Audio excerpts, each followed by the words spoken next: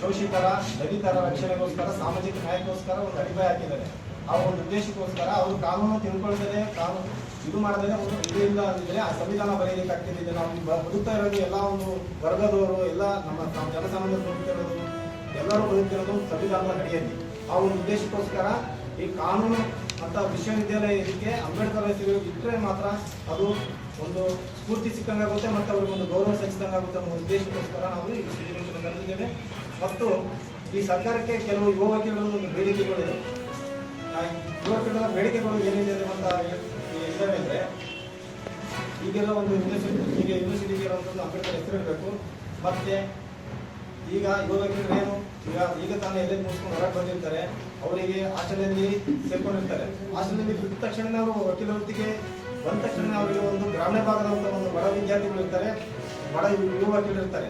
ಅವರಿಗೆ ಅಲ್ಲಿಂದ ಗ್ರಾಮೀಣ ಭಾಗದಿಂದ ಬರೋದಕ್ಕೆ ಜಿಲ್ಲಾ ಕೇಂದ್ರ ಇರ್ಬೋದು, ತಾಲೂಕು ಕೇಂದ್ರ ಒಂದು ಕೋರ್ಟ್ಗಳಿಗೆ ಬಂದು ಒಂದು ಅಭ್ಯಾಸ ಮಾಡೋದಕ್ಕೋಸ್ಕರ ಅವರಿಗೊಂದು 2 ವರ್ಷದ ಅಟ್ಲೀಸ್ಟ್ ಒಂದು ಸ್ಟೇಬಲ್ ಆಗೋವರೆಗೂ, ಅವರೊಂದು ಆರ್ಥಿಕವಾಗಿ ಸಮರ್ಥರಾಗುವವರೆಗೂ ಅಂದರೆ 2 ವರ್ಷದವರೆಗಾದರೂ ಅವರು ಸರ್ಕಾರ ಉಚಿತವಾಗಿ ಬಸ್ ಪಾಸ್ ಕೊಟ್ಟು ಅವರಿಗೊಂದು ಕಾನೂನು ಅಭ್ಯಾಸ ಮಾಡೋದಕ್ಕೆ ಕಮ್ಮಿ ಮಾಡಿಕೊಡ್ಬೇಕು ಅನ್ನೋ ಒಂದು ಬೇಡಿಕೆ ಇದೆ.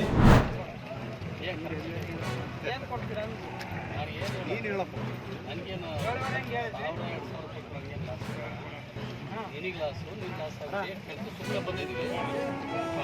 ಶರ್ಟ್ ಕೊಡಲ ಅಂತ ಪಟ್ಟಿ ಮೇಲೆ ಇಟ್ಕೊಂಡು ನೀನು ತಗೊಂಡು ನೀವು ಏನು ತಗೊಂಡು ಓದೋದು ನನಗೆ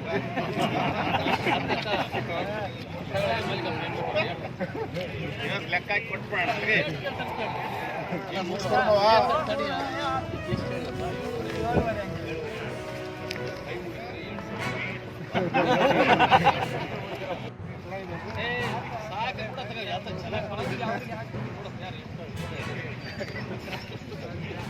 ಅವ್ನು ಏನು ಮಾತಾಡ ಅವನು ನಿನ್ನ ನೀವು ಯಾವ